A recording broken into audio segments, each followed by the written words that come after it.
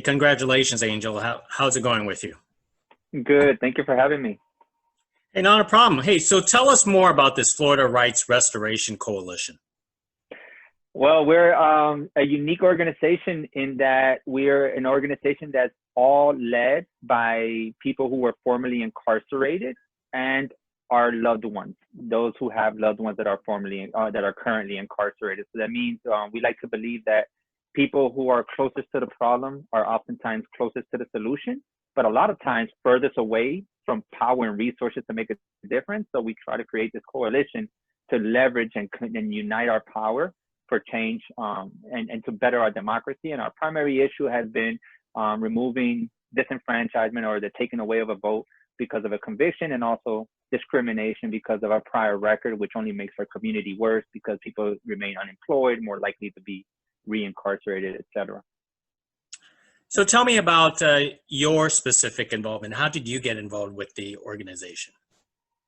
Well, so initially it was the issue that got me involved with the organization that addresses the issue. And the issue was that I lost my right to vote before I ever even had the right to vote. I was born here in Miami, grew up in a troubled neighborhood and a broken home, but I had a great dad who did his best to raise me on his own.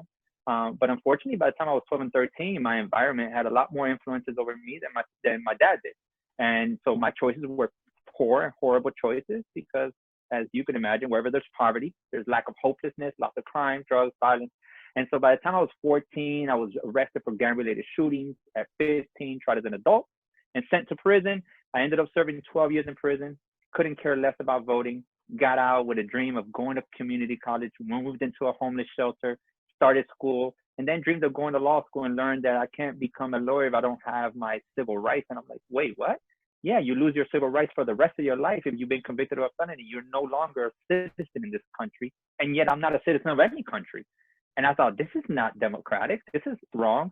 And that's when I met my friend and colleague Desmond Meade, who at the time was collecting petitions to get Florida's constitution changed from its 150-year-old Jim Crow era law, which had disenfranchised people. And Jim Crow is the time of segregation in our country. And it was a policy that was instituted because you couldn't keep African Americans from voting legally, but you could create other avenues by which you can take their vote away legally. And this was one of those. And so we were fortunate in 2018 to do that. And that's how I got involved in 2014 with the Florida Rights Restoration Coalition.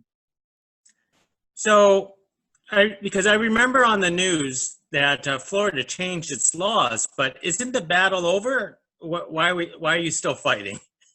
We're fighting because voting counts, right? If voting didn't count, there wouldn't be people trying to keep us from voting.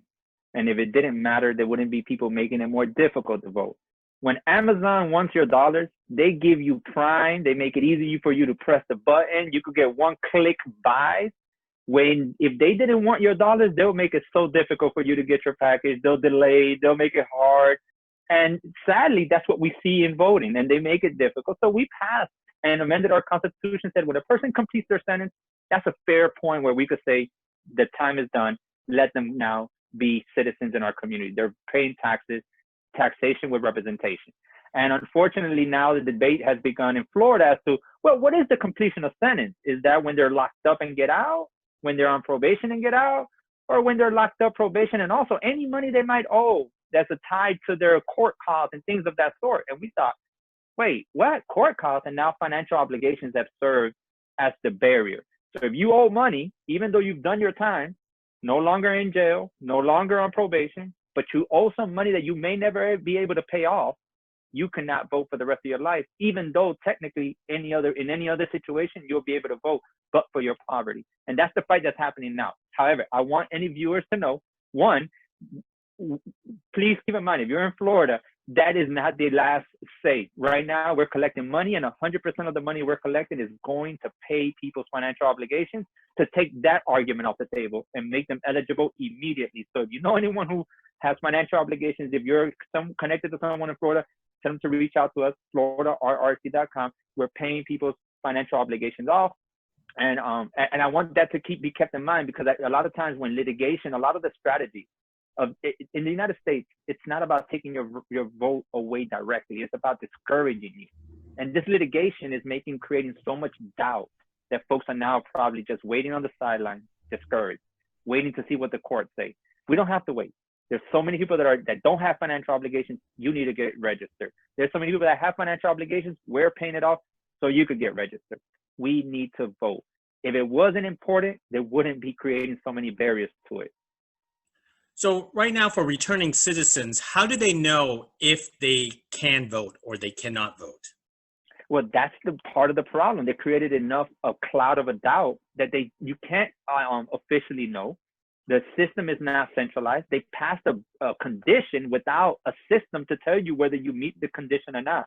And that is part of the thing that's going on in the court. For example, myself, I was assured that I paid everything off 6 years ago, registered, voted, only to find out a few weeks ago, about a month ago, that I had balances out there that said I owed, so I might have voted illegally. It scared me because I didn't want to be charged, and now I was going to sit the elections out. I was fortunate to get a lot of documents. Again, I graduated from law school. I have resources, I have time, I have a car. I was able to get all this information to show not only did I pay everything off, I paid more than I was supposed to, and they still had balances on me. Had I not figured that out, I would have been sitting out this recent election and would have been afraid, thinking that I committed a crime. These are the things that are the discouraging factors that you will see in this film, which is a reality that I think anyone who might be about voting should watch this film, because you cannot watch this film and stay at home on your couch on election day. Even if you don't have the right to vote like we didn't in 2018, you'll start motivating and getting people to come out and vote. And as the Latino community knows, we have the largest population of people who on election day is silent simply because they're not citizens. So we as a community have our voices diminished greatly.